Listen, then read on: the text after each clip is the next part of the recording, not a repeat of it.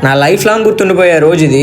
ప్రతి ఇయర్ సంక్రాంతి పండుగ అయిపోయిన నెక్స్ట్ డే సినిమాలు రెస్టారెంట్లు కాకుండా కొత్తగా చేసుకుందామని మా ఫ్రెండ్స్ అందరం డిసైడ్ అయ్యాం అనమాట. అసలు ఏం జరిగిందో తెలియాలంటే ఈ వీడియో పూర్తిగా చూడండి, మీకే అర్థం అవుతుంది. ఇంకా మ్యాటర్ లోకి వచ్చేస్తే మా ఊర్లో ఉన్న మా ఫ్రెండ్స్ ఇంకా తమ్ముడు వాళ్ళు అందరం కలిసి తోటలో బిర్యానీ వండుకుందాం అని అయితే ఫిక్స్ అయిపోయాం అనమాట. ఇంకా అనుకున్నట్టుగానే వెజిటేబుల్స్, చికెన్, కూల్ డ్రింక్స్ అవన్నీ తెచ్చేసుకున్నాం అండి.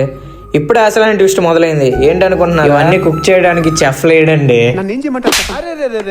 పెద్ద సమస్య వచ్చి పడిందే, ఇప్పుడు ఏం చేద్దాం అనుకున్న లోపే మా ఫ్రెండ్కి కాల్ చేసి రమ్మన్నాను. ఇంకా వాడు వచ్చేసి ఈ కుకింగ్ అయితే స్టార్ట్ చేశాడు అనమాట. ఒకవైపు మన తమ్ముళ్ళు క్లీన్ చేస్తున్నారు, ఇంకోవైపు ఇటు చూడండి కోతిలాగా చెట్లు అలా ఎక్కుతున్నాడు.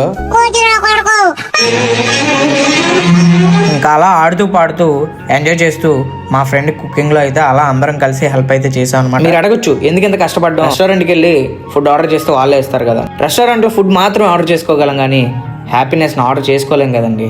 ఇంకా అలా మా ఫుడ్ ప్రిపరేషన్ అయితే కంప్లీట్ అయిపోయింది అనమాట. ఇంకా ఫుడ్ ప్రిపరేషన్ కంప్లీట్ అయిపోయిన తర్వాత ఆ పచ్చని పొలాల మధ్యలో అందరం కలిసి కూర్చొని అరిటాకుల్లో తింటూ ఉంటే ఆ సంతోషమే వేరండి.